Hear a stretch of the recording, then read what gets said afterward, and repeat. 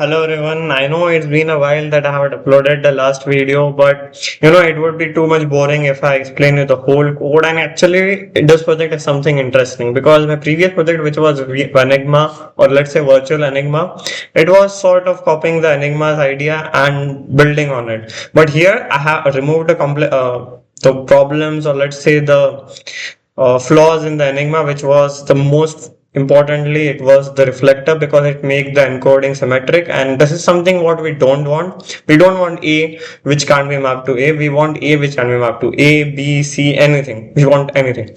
So here there's the code, and I know it would be sort of boring if I just sit and blabber around explaining the code. So I uploaded the code on GitHub repository, and to understand the working, you can refer to the instructables documentation as well. I would be just quickly showing you how exactly it is working. Suppose I want to encrypt something. I would be encrypting, let's say, hello instructables and the plug board combination. So in the Enigma machine, why exactly are we choosing 10 pairs, not 2 or 20, like 13 or anything between 1 and 13 basically, or 0 as well. So the reason is when you are choosing, let's say, X number of pairs, you would be having 26 minus 2X numbers of letters which are not paired, and those also contribute to the permutation. So it is not always that when you increase the number of permutations your complexity is increasing, and 10 is the optimal number where you have the maximum number of permutations. Even you can go through it and do some math and calculate it. I had done it, like basically it's a borrowed idea, but yes, 10 is where you have the best possibility of permutation and combinations.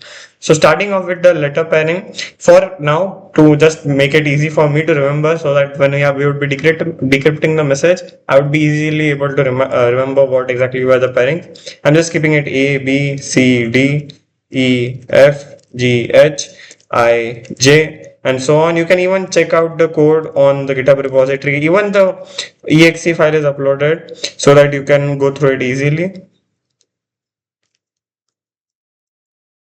And yes, we are done with it. And a rotor shift. So like let's say it is a good day, I guess, would be 0 to 0, let's say 9, 0, 6, let's say. So this is our encrypted message.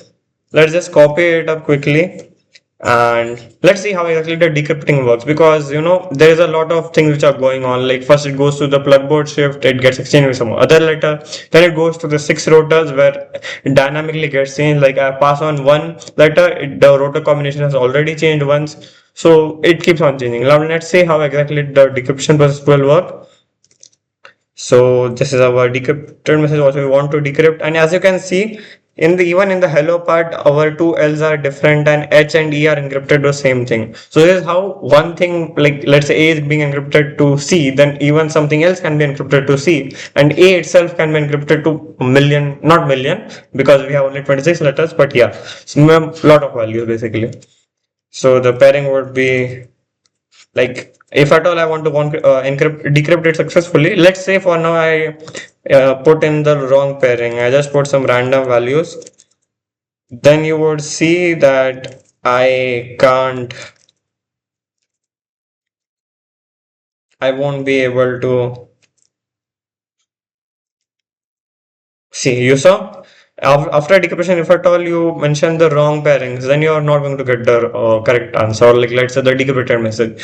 So for the correct decrypted message, we would have to enter the exact same settings, which is one. Okay, I messed up. Okay, the correct letters would be A, B, C, D, E, F, G, H, I, J, K, L, M, N, O, P, Q, R. Wow, I know A, B, C, D, T, and again it would be. And yeah, here it is. Here is our decrypted message. And as you can see, it is the exact same, and this is how it is working. So that's it for today's video. And yes, do not forget to go through the GitHub repository. Try the code out yourself. Probably you can improve some things, because I have purposefully kept some things like sort of sluggier and the old sort of version of C++, so we can see it as like I could have added unordered maps or sets and made the process of checking a bit faster.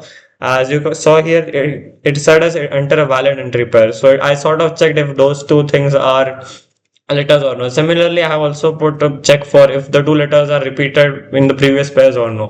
So all those things can be made better. So actually go through the code yourself in the GitHub repositories, and also you can go to the my insert tables documentation where you can ask queries and etc. So that's it for today. Bye.